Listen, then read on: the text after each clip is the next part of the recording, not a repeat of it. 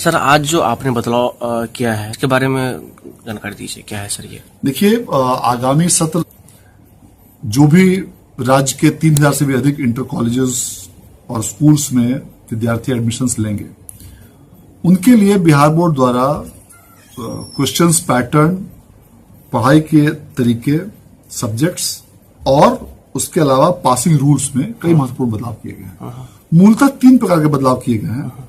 पहला बदलाव है सब्जेक्ट्स के सिलेक्शन के संबंध में।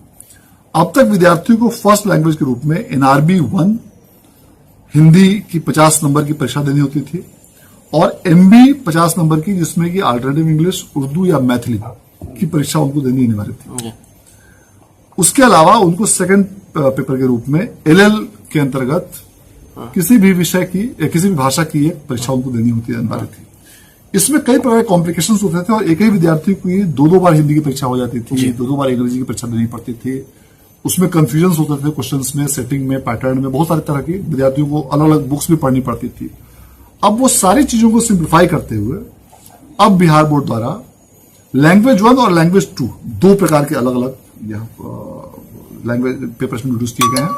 लैंग्वेज 1 में हिंदी या अंग्रेजी में से कोई एक विषय लेना अनिवार्य है और लैंग्वेज 2 के रूप में हिंदी, अंग्रेजी के अलावा जो 10 अलग अलग भाषाएं हैं, उर्दू, मैथिली, संस्कृत, प्राकृत, मगही, भोजपुरी, अरबी, पर्शियन, पाली और बांग्ला, इनमें से कोई एक विषय वाले ले सकते हैं जो उन्होंने विषय लैंग्वेज 1 में नहीं लिया है।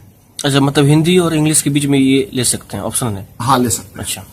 और 3 इलेक्टिव जो विषय थे वह पूर्व की भांति हैं।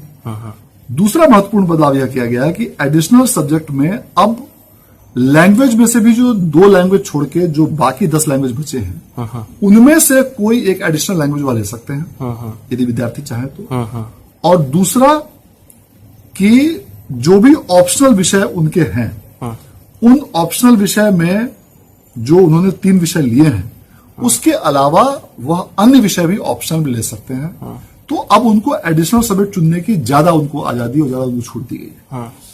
तो ऐसी परिस्थिति में अब विद्यार्थियों के पास ज्यादा विकल्प अवेलेबल होंगे।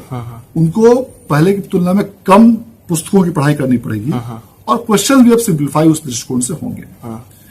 तीसरा महत्वपूर्ण बदलाव किया गया है कि जो भी विद्यार्थियों का पास करने का जो रूल था, पासिंग रूल था, उसको बिहार बोर्ड ने चेंज किया है और उसके अंतर्गत अब जो भी विषय यदि एडिशनल लैंग्वेज के रूप में कोई विद्यार्थी यदि लेते हैं, छठा विषय, और यदि वह प्रथम 5 विषय में से किसी भी एक में यदि वह फेल हो और छठे विषय एडिशनल सब्जेक्ट में यदि वह उत्तीर्ण हो, तो उस छठे विषय को उस 5 अनुत्तीर्ण वाले विषय से रिप्लेस कर दिया जाए और रिप्लेस करके उस विद्यार्थी को पास घोषित कर दिया जाए, बनिस्बत बशर्ते कि उस विद्यार्थी ने हिंदी या अंग्रेजी दोनों में से किसी एक में यदि वह उत्तीर्ण हो तो।